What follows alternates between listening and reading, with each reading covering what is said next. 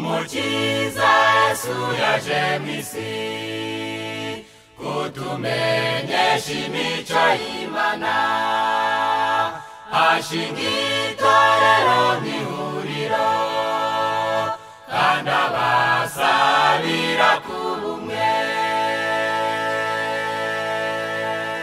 Umukiza Yesu yaje mw'isi kutumenyesha imico y'Imana, ashinga itorero n'ihuriro kandi abasabira kubumwe.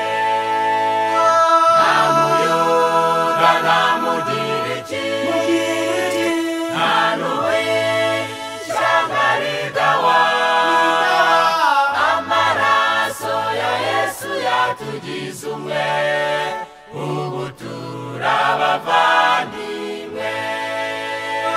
Nta muyuda nta mugiriki, nta n'uw'ishyanga rigawa, amaraso ya Yesu yatugize umwe, ubu turabavandimwe.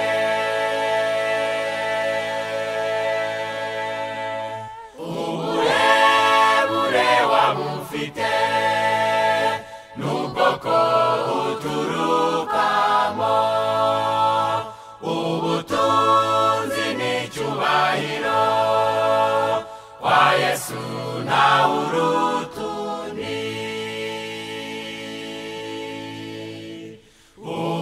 Uburebure wabufite n'ubwoko uturukamo, ubutunzi n'icyubahiro kwa Yesu ntawe uruta undi.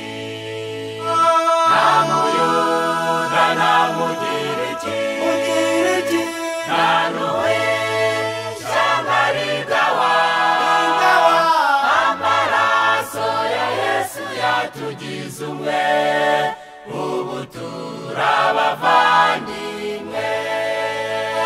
Nta muyuda nta mugiriki, nta n'uw'ishyanga rigawa, amaraso ya Yesu yatugize umwe, ubu turabavandimwe.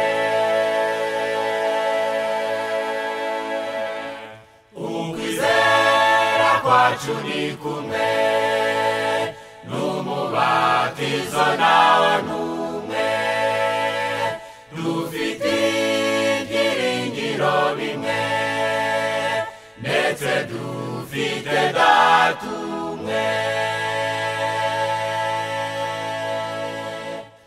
Ukwizera kwacu ni kumwe, n'umubatizo nawo n'umwe, dufite ibyiringiro bimwe, ndetse dufite Data umwe.